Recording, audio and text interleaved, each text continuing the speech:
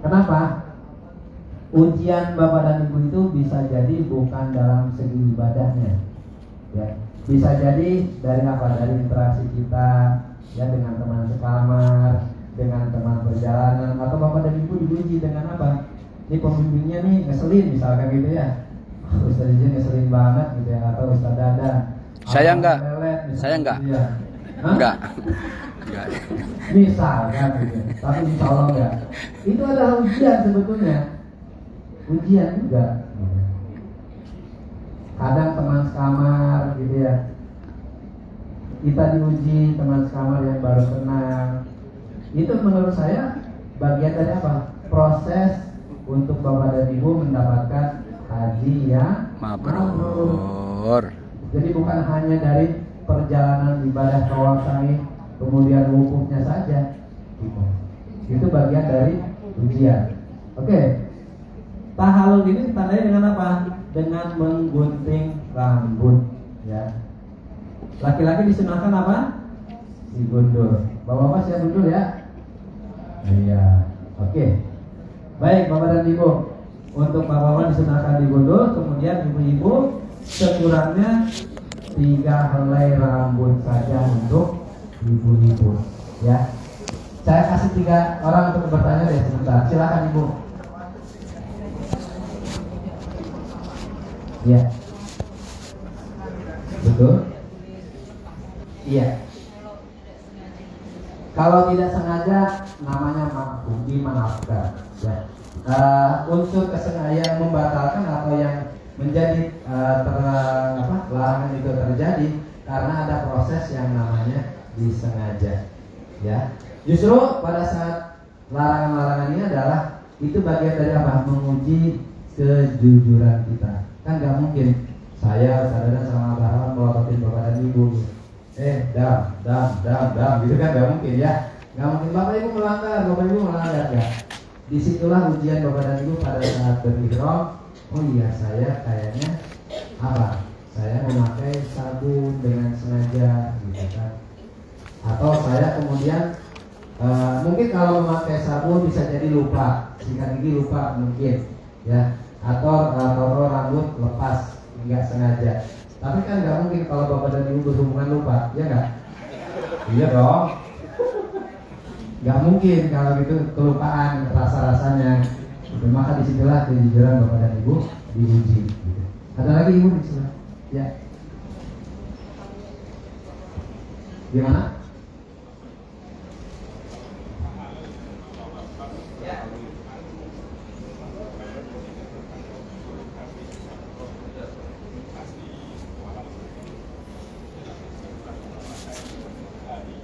Oke, di awal umroh sudah dihabisin, Pak. Ya, saya sudah habis duluan, Pak. Ini udah habis, nggak apa-apa. Ya nanti pas haji tentu dengan isyarat, gitu ya. Pada saat pelaksanaan misalkan lagi umroh sudah dihabisin nih. Pada saat haji biasanya sudah muncul lagi, gitu. Ya, bisa dengan isyarat apa? Dengan pakai krokan, ya. Biasanya sih kita menyarankannya pada saat hajian ya Ustaz ya. Pada saat haji terakhir gitu. Ya terakhir. Mereka di Mekah itu.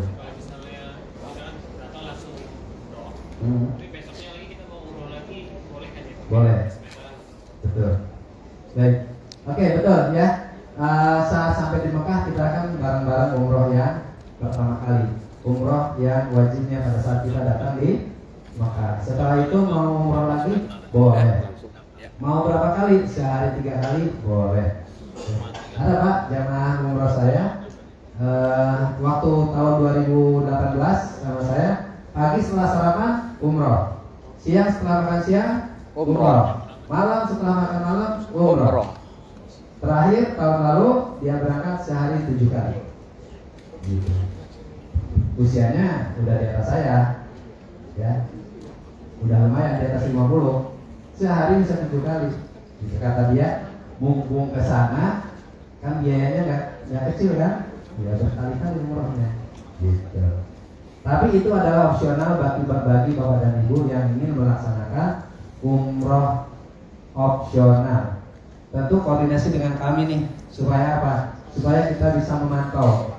Kalau misalkan Bapak dan Ibu tidak tahu tempat mikotnya, kita akan hantarkan. Kalau tahu, ya bisa berjalan sendiri. Misalkan mikot terdekat dari Mekah adalah adanya di Masjid Aisyah atau di Tan'im. Ya naik taksi kurang lebih, mungkin kalau hajian menjadi lebih mahal ya, kurang lebih sekitar 50 real bolak-balik. Gitu. Nanti kita akan lanjut. Ya, Bapak dan Ibu mohon izin, pertanyaannya di skip dulu. Nanti dilanjutkan di sesi terakhir setelah Abah Ahmad.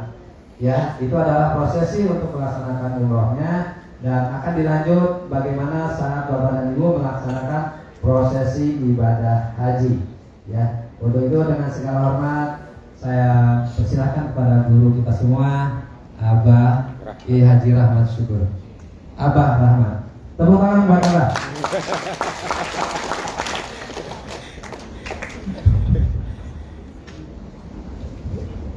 Baik, assalamualaikum warahmatullahi wabarakatuh. Bismillah, alhamdulillah, amma ba'du. Bapak dan Ibu, saya harus berbicara tentang wukuf, mabit di Musdalifah, mabit di Mina, dan Zumroh. Inilah hal yang terpokok di antara rangkaian rukun dan wajib haji setelah niat haji. Dan di titik inilah Bapak Ibu dihantarkan oleh Allah menjadi haji yang mabrur atau mabrurah. Semoga didapatkan, amin. Di wukuf Allah berjanji ada 3 yang Allah berikan kepada kita. 1, pengampunan dosa. Yang kedua, dibebaskan dari siksa api neraka. Yang ketiga, doa-doa kita dikabulkan. Dengan dasar yang 3 ini, maka dalam pelaksanaan wukuf, pelaksanaan mabit di Mina, Zumroh, tawaf ifadah harus benar, harus sempurna. Dan kami punya kewajiban lahir batin, fid dunya wal akhirah, sebagai rasa tanggung jawab kami, khususnya ke alia wisata, hakikatnya kehadirat Allah Subhanahu wa ta'ala. Di wukuf tidak ada yang tidak diampuni dosa oleh Allah. Semua diampuni. Bahkan pengampunan Allah di wukuf tanpa syarat. Diampuni dosa kita, dikabulkan doa kita, didengar istighfar kita, hingga Allah di hari Arafah, sebagaimana hadis Nabi, idza kana yaumu Arafah innallaha yanzilu ilas sama fayubahimul malaikah. Allah turun dengan rahmatnya, dengan ampunannya. Bahkan Allah memanggil seluruh malaikatnya, tidak terkecuali. Mereka datang dari seluruh penjuru dunia dalam keadaan kusut, dalam keadaan lemah, dalam keadaan penuh harapan kepada Allah agar hajinya diterima, agar dosa diampuni. Bahkan tidak hanya dosa kita, insya Allah ayah ibu kita diampuni oleh keluarga kita, mereka yang menitipkan doa kepada kita. Saksikan wahai malaikatku, mereka semua itu yang di Arafah diampuni oleh Allah Subhanahu wa ta'ala. Tidak ada yang tidak diampuni, Pak. Yang bisa baca Quran diampuni, yang belum bisa baca Quran diampuni, Yang tawafnya baca doa diampuni, yang tidak baca doa pun diampuni. Diampuni oleh Allah Subhanahu wa ta'ala. Maka ketika kita diwukuf ya, di tanggal berapa Bapak Ibu? 9 Zulhijjah. Saya tidak berangkat dari tanggal 8 karena itu pergerakan.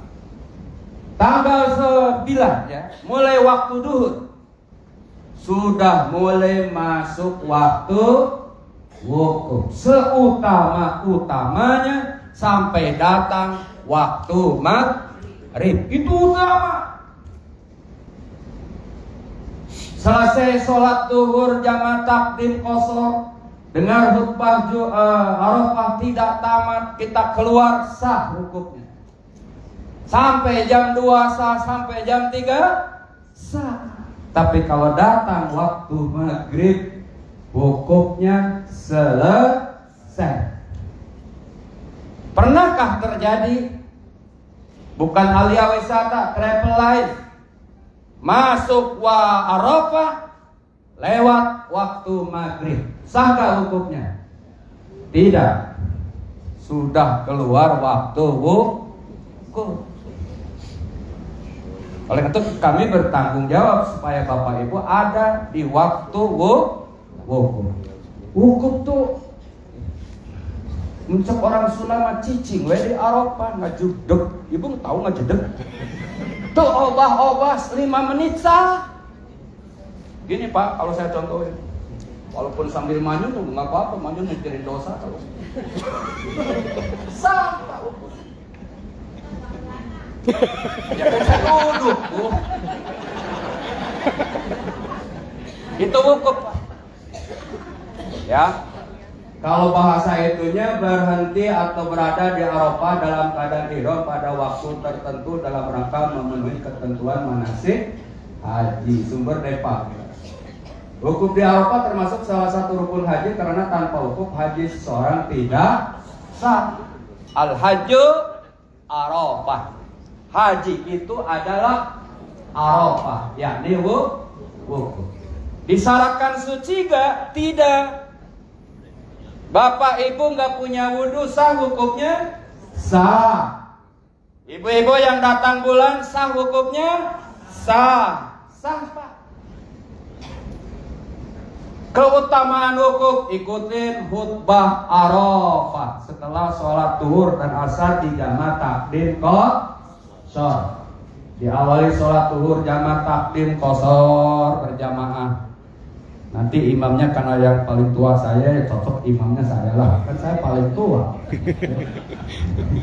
Yang khutbah dan jajan komat lah. Ya kan sesuai umur. Saya paling tua, imam aja. Itu Bu, ya khutbah Arafah menjelaskan tentang keutamaan wukuf, hikmah wukuf, ya dosa kita diampuni. Setelah sholat jamaah takdim qashar. Niat saya sholat zuhur kan asar di jamaah takdim qashar karena Allah. Karena kita jadi makmuman. Saya selalu ngajarin dengan bahasa ini aja Pak, karena kalau usolli takutnya lupa.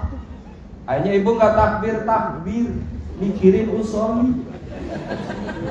Usolli fardhu dhuhri ba'al asri jam apa ya? Maksudnya jam takdim qashar kan, tapi kan karena lupa jam-jam orang udah nguruku masih jam-jam. Dan niat saya salat zuhur dan asar di jamaah takdim qashar makmum karena Allah nerima nggak niat kita? Nampi seorang sunnah dan niat madinah hati lain usolli Pak. Dina hati, dalam hati niat. Ya. Kemudian khutbah. Nah setelah khutbah berdoa, berzikir.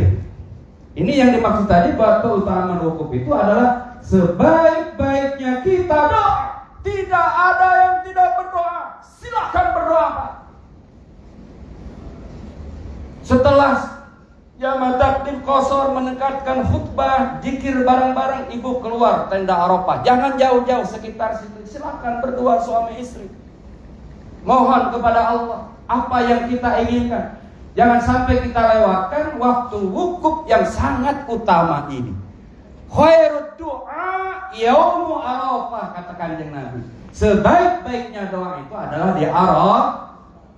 Dan ucapan yang paling baik saat zaman aku dan sebelum aku, la ilaha illallah wahdahu la syarikalah lahul mulku walahul hamdu yuhyi wa yumitu wa huwa ala kulli.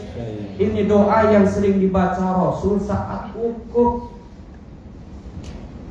Tapi doa-doa yang di buku gantung tuh Bu, yang ada sampai 100 kali, yang sampai bebel lidah kita, bahkan salah ngucapinnya karena saking 100 kalinya itu.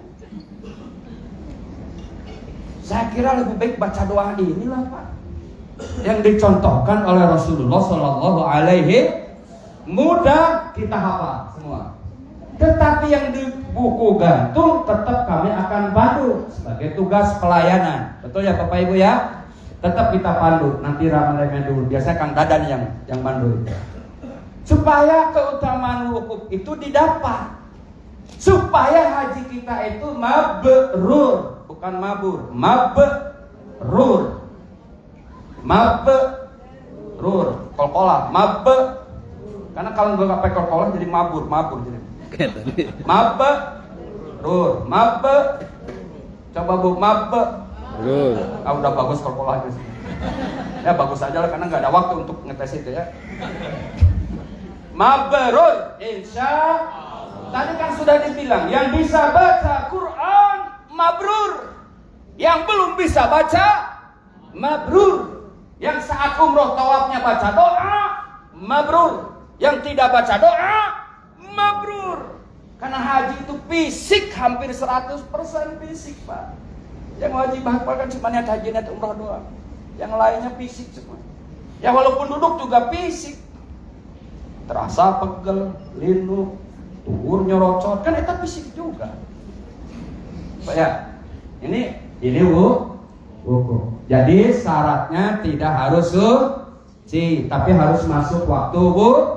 Ditandai masuknya waktu zuhur sampai datangnya waktu maghrib. Ikutin, laksanakan sholat jamaah takdim qashar, dengarkan khutbah Arafah, kemudian zikir. Itu dalam kondisi wukuf. Maka ada safari wukuf sampai tahun ini. Orang-orang yang sakit, yang dinas oleh dokter, ya sakitnya akut harus di rumah sakit, maka saat wukuf mah walaupun 5 menit harus ada di Arafah. Maka dibawa oleh ambulan. Ngoleneng itu ramai itu. Enggak tahu. Kan saya lagi fokus wukuf, jadi dengarnya kayak gitu. Ibu protes. Dari sedih jadi enggak sedih ya Bu ya. Itulah abah syukur, jadi harus bisa bawa orang nangis tapi bisa langsung ketawa. Bu, Bu, Bapak, Alia Wisata itu yang tadi yel-yelnya belum, yang itu belum. Belum katanya itu. Yang itu belum. Udah besok aja lah itu ya. Itu wukuf Pak, jangan nangis dulu, nanti di Arafah saya akan muhasabah buat Bapak dan Ibu ya. Jangan sekarang, air mata kita simpan dulu ya. Jangan sampai kering. Wukuf, sampai kapan tuh waktunya wukuf tadi? Maghrib. Disyaratkan suci nggak wukuf? Tidak. Apa yang dilakukan di wukuf? Ikut sholat jamaah qashar, duhur 2, asar 2 berjamaah. Kemudian mendengarkan khutbah. Kemudian silakan buku yang di depan agama nanti kita pandu. Tapi selebihnya sesuai hajat Bapak dan Ibu ya. Tapi saya nitip. Saya pribadi nitip buat saya pribadi, buat Bapak Ibu. Jangan sampai ketika kita berada di Arafah, kita putus silaturahmi.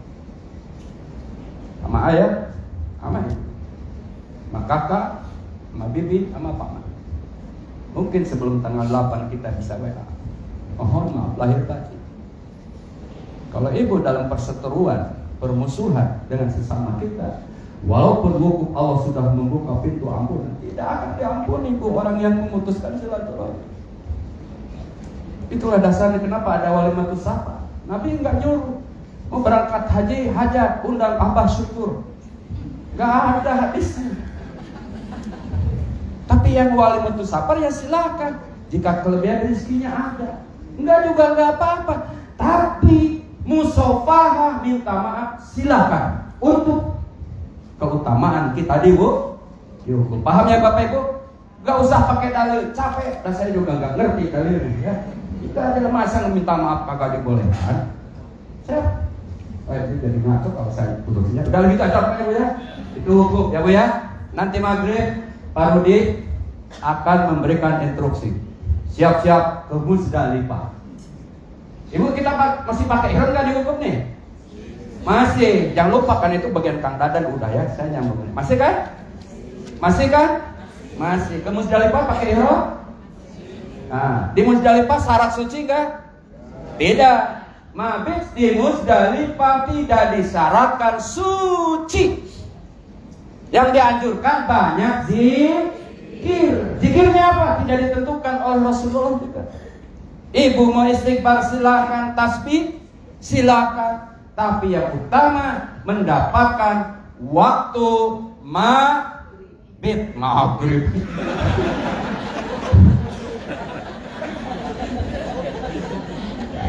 Faida afattum min arafatil fadkurullah indal mas'aril haram. Maka apabila kamu telah bertolak dari Arafah, berzikirlah kepada Allah di Mas'aril Haram. Ini sudah malam ke-10 Zulhijjah. Boleh Bu? Allahu Akbar, Allah. Jangan diterusin ya, karena bukan waktu. Saya suka nangis kalau kali-kali lupa. Nggak tahu, bakat saya tuh pinter nangis. Tapi saat cukup bisa nangis beneran. Ibu bisa nangis. Dan itu bukan bohongan, beneran. Ingat dosa, ingat ayah, ingat ibu, ingat Pak Rusli yang begitu setia melayani haji. Ingat Hamid. Ini siapa yang belum kebelan? Apa? Siapa yang mau kebelan? Itu tuh Habib Saidi. Oh, itu Habib tuh. Kebelan. Mabrur, makanya dia gak haji juga mabrur. Ayah Rusli gak berkat haji mabrur, yakin siapa? Saya baru pulang dari Tasik. Ulama besar Tasik menyatakan kemungkinan yang mabrur itu yang ke Arafah kecil, jumlahnya kecil. Tapi yang utak-atik data haji Bapak itu pasti mabrur. Karena takut satu kelewat.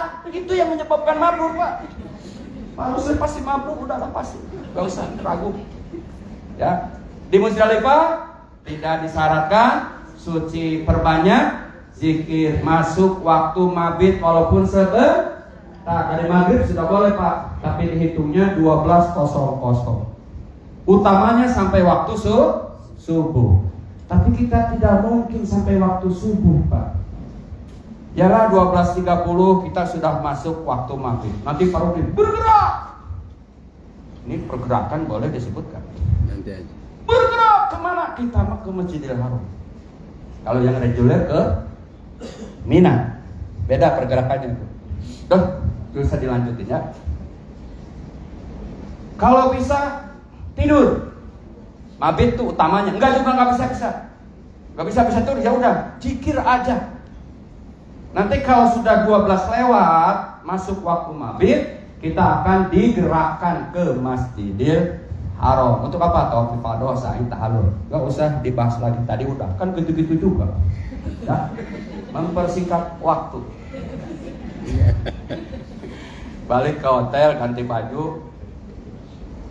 Ya. Balik ke hotel dan ganti baju dulu. Ya, ini susah kan, ini nyangkut ada pergerakan sedikit ya. Ya Bu ya, dari Musdalifah kita kemana? Masjidil Haram. Tawaf, sa'i, tahallul awal. Semua larangan bebas kecuali hubungan suami istri. Berangkat lagi kemana? Ke Mina. Ya ini. Balik ke Mina kita. Balik ke Mina tanggal 10. Berapa yang dilempar? 7. Ulanya lewatin, wustonya lewatin, Aqabah. Jadi Bu, kita diulang. Kata Ustaz Dadan, jangan dilempar dulu. Walaupun kita udah gemes, jangan lewatin aja. Sampai di Mustafa Ustaz jadi, jangan. Walaupun gemesnya udah kasih dah, lewatin juga. Karena itu contoh dari Nabi. Baru di Aqabah, siapin 7 kali. Bismillahirrahmanirrahim. Allahu Akbar. Kalau yang panjang nggak bisa, ini aja. Nggak baca doa juga sabu. Pulang tuh, yang penting belotoknya. Masuk marma, keluar. Marmanya gede Bu, dari Kang Jajan sampai sampai sono. Lebih, Gak usah Pak. khawatir. Dulu mah segede gini ayam rusin sampai jenong ini. Tiba yang dari sono. Masih ada jenong. Udah mulai lucu apa? Terlaluan. 7 Kak. Bismillahirrahmanirrahim. 1 2, nanti saya pandu. Bismillahirrahmanirrahim, Allahu Akbar. Yang tengah-tengah Bismillahirrahmanirrahim lisyayatin. Ya, nanti kita pandu. 7 Kak. Selesai 7 kali. Nah, tahalul sani di haji khusus mah. Tahalul sini gak usah gunting rambut lagi. Udah hanya isyarat. Isyarat bahwa udah selesai semua rangkaian yang dilarang saat ihram. Jadi semua udah bebas. Kembali ke Mina. Tanggal 11, tanggal 12, tanggal 13. Kata Nabi boleh sampai tanggal 12. Namanya nafar awal. Boleh sampai tanggal 13. Namanya nafar sani. Kita yang mana? Saya nggak berhak menentukan dari sekarang ikatkan nafar awal atau nafar sani. Nanti saja tunggu komandan kita ya. Setelah rapat kita di sana. Oke ya Bu ya? Menapar awal nafar sani, dua-duanya utama. Jangan diperdebatkan. Karena saya suka dengar di Mina yang bagus nih ikut travel kita nih. Kenapa? Karena travel kita menapar sani. Abdul, ustaznya juga ganteng. Gak kayak Abah Syukur demes hidungnya. Gak usah didengar Bu. Napar awal, oke. Napar sani, yang nyuruh siapa? Allah langsung, bukan Rasulullah. Tapi kita tidak ditentukan. Cuma dalam hukum boleh napar awal, boleh napar sani. Paham Bu? Baik. Kita coba ke Musdalifah lagi. Sampai di Musdalifah kita ngapain tadi? Mabit. Ya, di mana? Gak usah disebut. Pokoknya kita mandi bis aja, gak usah turunnya. Batu nanti sudah disiapin banyak terus. Coba ya. Terus ke Mina. Di Mina tanggal 10 ngapain? Jumroh Aqabah. Berarti nafar awalnya kalau dari Muzdalifah ke Masjidil Haram, tawaf sa'i tahlul, maka tahlul awalnya setelah sa'i. Tahlul saninya setelah jumroh Aqabah. Paham Bu? Kalau yang reguler itu kan nggak dari Muzdalifah langsung Mina, dihabisin di Mina, baru ke Mekah untuk tawaf ifadah. Itu beda perjalanan khusus sama reguler. Tanggal 11 berapa jamarot yang kita pukul? 3, ula 7, wusta 7, Aqabah 7. Misalnya ini, nanti hari ini dipraktek. Ini ula. Sampai situ kita lontar di ula 7 ya Bu ya. Di wusta 7, di Aqabah 7. Jadi total tanggal 11 bawa batu berapa? 21. Untuk melempar siapa? Jamarot. Masa setan? Ada setan sama. Tanggal 12 sama, tanggal 13 sama. Cuma kalau pulang dari Mina tanggal 12 namanya nafar awal. Kalau pulang dari Mina tanggal 13 namanya. Tapi kalau pulang di nafar awal sebelum maghrib harus sudah keluar Mina. Tapi kalau maghrib masih di Mina, wajib melanjutkan sampai tanggal 13 di tanggal 13 Zulhijjah tidak ada basahan. Mau setelah maghrib nggak apa-apa. Kalau yang tanggal 3, tapi tanggal 12 sebelum maghrib harus sudah keluar Mina. Itu hukumnya. Paham ya Pak ya? Jadi yang nafar awal boleh keluar Mina apa tadi? Sebelum maghrib. Kalau nafar sani boleh keluar Mina setelah maghrib. Nafar sani, ya, nafar awal sebelum maghrib, nafar sani setelah maghrib, gak apa-apa. Itu perbedaan nafar awal, nafar sani. Nah, dalam jumroh dulu Nabi Ibrahim ketemu iblis. Kan di Quran dinyatakan, nak sini, malam bapak mimpi Allah nyuruh nyembelih kamu. Bagaimana pendapatmu? Kata Nabi Ismail, saya sobar ayah. Mau disembelih lu sobar. Lah kita suruh sabar di haji pergerakan aja kadang nggak sobar. Asik, mana asik? Asik. Masa mobil begini mahal-mahal asik nggak nyala? Nah, kita. Ini parodi aneh banget. Ih, parodi kita bu. Nabi Ismail kan sobar ayah. Siap saya disembelih. Tuh, jadi ibu kalau mau haji kalau harus kayak Nabi Ismail. Ibu jangan mendahului pembimbing, ikutin, wajib taat. Ya, jangan marahin pembimbing, boleh kalau salah. Itu.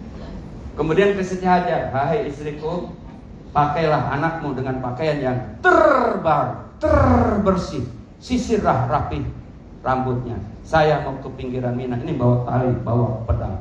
Untuk apa ya? Nyembelih anakmu, karena ini perintah Allah. Di malam berapa tuh? Kedua, 8 Dzulhijjah, 9 Dzulhijjah. Kata istrinya, siap, aku akan sabar. Bu, yang calon mabrur tuh yang begitu, jangan banyak belanja mulu. Papa udah kempes, ikutin papanya. Papa kan ngembel aja anaknya, cebel anaknya kurang, jangan. Ya maaf, Pak. Sabar. Tanggal 10 mimpi lagi, baru diyakinkan bahwa itu perintah Allah. Berangkatlah sama Ismail ke pinggiran Mina, nanti ada tubuh di sana Bu. Pas mau disembelih, enggak terak-terak eta pedang teh. Sampai ketanya, "Hei pedang, kenapa kamu tidak mempan sama leher Ismail?" "Bagaimana aku mempan? Allah menyuruh tidak mempan." Digantilah sama domba. Itulah sejarah Jum. Nah, ketika itu iblis datang. "Hei Ismail, ayahmu meyakinkan betul perintah Allah di mimpinya untuk menyembelih kamu. Apa pendapatmu?" "Aku yakin, seyakin-yakinnya itu perintah Allah." Ke Hajar juga begitu. Putus asa, ya, iblis melempar Ibrahim sama Ismail. Ke siapa Bu? Iblis. Iblisnya waktu itu ada. Sekarang di Garut iblisnya. Di Hong Kong, di Sukabumi. Maka kata Dr. Fathiyakan, seorang ilmuwan dari India, Bu, jumroh itu simbol untuk kita. Apa yang kita lempar ke satu, buang iri, buang rakus, buang dendam, buang ingin merasa menang sendiri, buang sombong. Maka yang berhasil membersihkan sifat-sifat jelek itu di jumroh, maka jumrohnya berhasil. Paham ya Bu Pak ya? Jadi tanggal 10 jumroh berapa batu? 7. Diulang di tanggal 11 21 ulah usul Aqabah. Di 12 ulah usul Aqabah. Di 13 7 ulah usul Aqabah. Kalau kita keluar dari Mina tanggal 12 itu namanya nafar sebelum maghrib, harus sudah keluar. Kalau kita keluar dari Mina tanggal 13 itu nafar sani, boleh walaupun sudah waktu maghrib. Nah, mabitnya di Mina itu wajib. Ya. Mabit di Mina itu adalah wajib. Berarti malam keberapa kita tidur di Mina Bapak Ibu? Jumroh Aqabah tanggal 11, tanggal 12, paling tidak 3 malam atau 2 malam ya. Nah, itu hukumnya wajib. Oleh karena itu, wukuf adalah rukun, mabit di Musdalifah wajib, ya Bu ya. Tawaf ifadah sa'i itu adalah rukun. Jumroh Aqabah, mabit di Mina, jumrah ula wusta Aqabah itu wajib. Ya, inilah wukuf, mabit, kemudian mabit di Mina, kemudian jumrah. Total membawa batu dengan tanggal 10 7 11 21 12 21 13 21 21 kali 3 ditambah 10. Totalnya 79 apa 69 Pak? 70 batu yang harus kita bawa. Apakah 70-nya? Dan nanti kita panitia akan dimusyawarahkan. Bapak Ibu tinggal melempar saja Bapak Ibu ya. Itu tentang wukuf, kemudian Muzdalifah, kemudian mabit Minia, kemudian Zumrah ya. Jadi Bapak Ibu sudah punya gambaran pakai ihram dari haji sampai tanggal berapa. Kalau umroh tadi udah kegambar. Dari penjelasan ini insya Allah Bapak Ibu sudah mendapatkan gambaran. Bapak Ibu mari kita niatkan sebaik-baiknya untuk hadir di tahun ini di Padang Arafah, di mana Allah pun akan membanggakan kepada para malaikatnya, dan Allah berjanji akan mengampuni dosa-dosa kita. Amin. Mari perbaiki akhlak kita, hati kita. Mulai di tempat ini kita bersatu, saling sapa, saling tanya. Kita saudara semua. Di Alia Wisata kita akan menempuh perjalanan haji suci yang 2 tahun tertunda atau 3 tahun bahkan. Tahun ini Allah menakdirkan kita. Semoga Bapak Ibu haji mabrur dan mabrur. Assalamualaikum warahmatullahi wabarakatuh. Salam. Waalaikumsalam warahmatullahi wabarakatuh. Terima kasih kami ucapkan kepada Bimbing, Abah Ahmad, Ustadz Dacam dan Ustadz Ijeng. Baik Bapak dan Ibu, acara selanjutnya yaitu perkenalan dan pembagian grup yang akan disampaikan atau dibawa oleh Pak Haji.